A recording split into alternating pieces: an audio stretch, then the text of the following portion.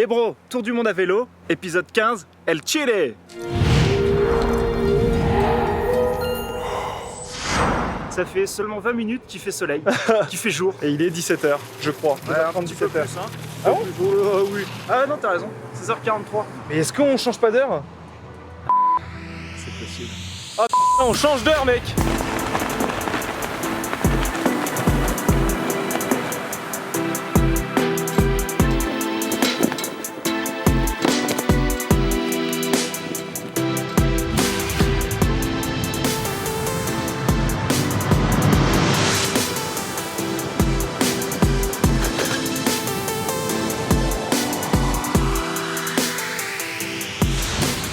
Si on devait faire un bilan au bout d'un an, bon bah il y a déjà tout ça qui a été fait. Ok, ça n'a rien à voir avec ce qui était prévu, mais bon bah voilà, c'est quand même un magnifique résultat. Finalement, il y a eu un petit changement de cap. Il y a plusieurs raisons à cela. La première, c'est que nous souhaitons rencontrer 2 voyageurs à vélo qui font Alaska-Patagonie. Ça fait 2 ans qu'ils sont sur la route et eux arrivent vers Santiago d'ici quelques jours. Donc il était question qu'on les rejoigne en partie sur l'Argentine. Mais finalement, on est un petit peu plus long que prévu. On a fait pas mal de détours suite aux suggestions d'autres voyageurs. Muchas gracias. Buena vida.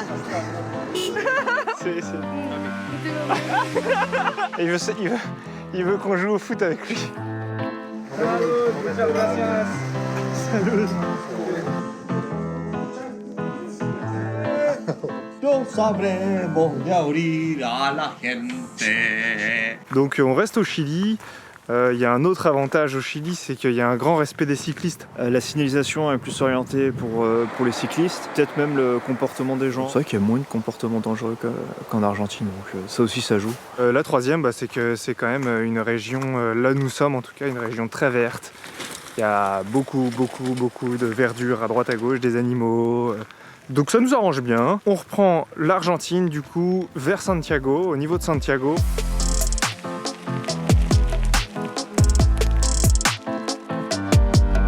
On les remet, on les enlève, le midi il faut tout remettre. Puis là du coup on est l'après-midi, il faut tout enlever. Super le voyage. Voilà, nous sommes à Victoria, à 600 km au sud de Santiago du Chili. Et nous profitons de cet arrêt dans cette maison culturelle pour mettre à contribution notre temps et notre énergie au profit de cette association, de cette organisation qui, pour se financer, fait du recyclage de plastique et d'aluminium. Donc du coup, on profite de cette occasion pour leur filer un coup de main et puis en savoir un petit peu plus sur le recyclage au Chili. Et voilà, une belle petite maison très charmante. Il fait un peu froid dedans, mais c'est sympa de pouvoir contribuer un petit peu à l'écologie au Chili.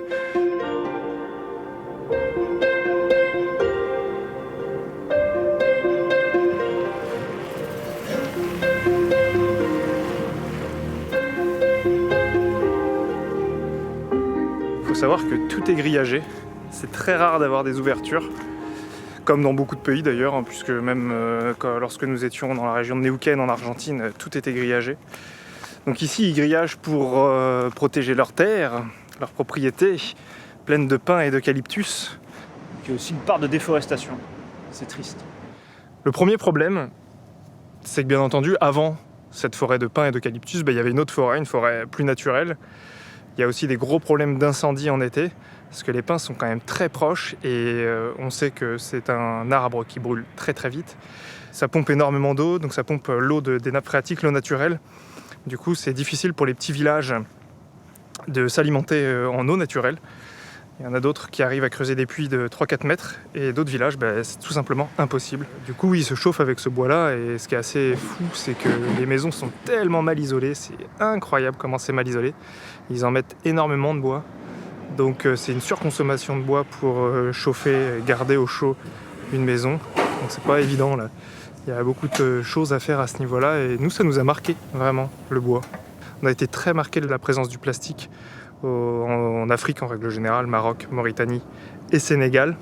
Et là ici, ce qui nous a marqué, c'est que pendant des kilomètres et des kilomètres, des centaines de kilomètres, ça fait 1 mois qu'on roule, 1 mois qu'on voit des grandes forêts de pins qui en fait ne sont pas du tout naturelles, qui sont simplement faites pour produire du papier, du bois naturellement pour les maisons et autres. Et ça, après ça part dans le monde entier. Je trouve pas ça sain. Ouais, c'est sûr. Je suis pas sûr que ça plaise à Mère Nature.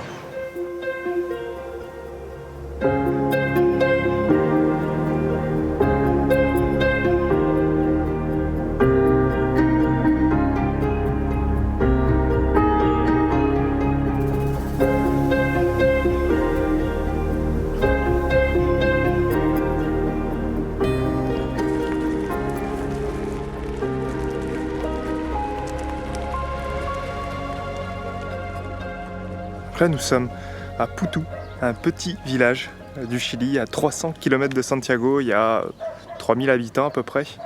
Et ce qui est assez frappant dans beaucoup de villages et même dans les villes, bien entendu, il y a des petits mercados là où on fait nos courses pour le midi et le soir, donc des pâtes, des sandwichs, on achète ce qu'il faut pour manger. Il n'y a que des produits Coca ou Pepsi. Ça peut aller des produits classiques de chez Coca et de chez Pepsi, mais aussi de l'eau qui est faite par Coca-Cola ou Pepsi. Il y a des gâteaux, les cacahuètes, enfin tout. Il n'y a pas des produits de grande qualité.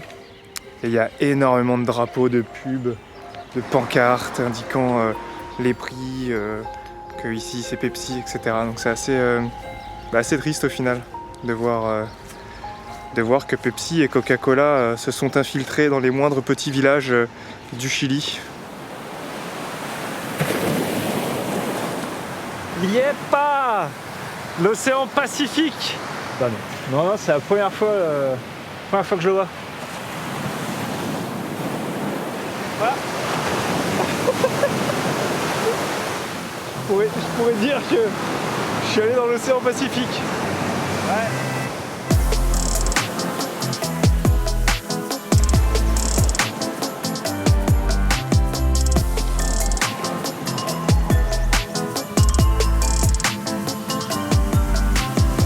Et on va à Santiago pour retrouver Sophie et Jérémy d'Alaska Patagonie.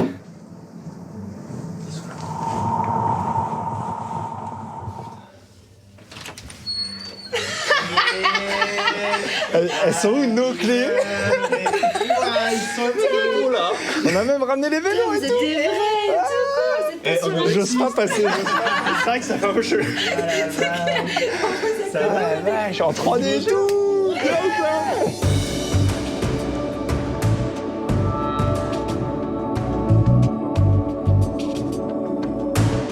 Je me souviens de ce qu'on nous disait au début, l'aventure te fait et te défait. Punaise. Aujourd'hui, ça prend vraiment son sens, ça. Notre sensibilisation par rapport à l'environnement, l'écologie, le recyclage aussi. Enfin, on n'a plus les mêmes priorités qu'avant d'être parti. Et puis il y a plein de choses qui ont changé. On a quand même, il y a une évolution.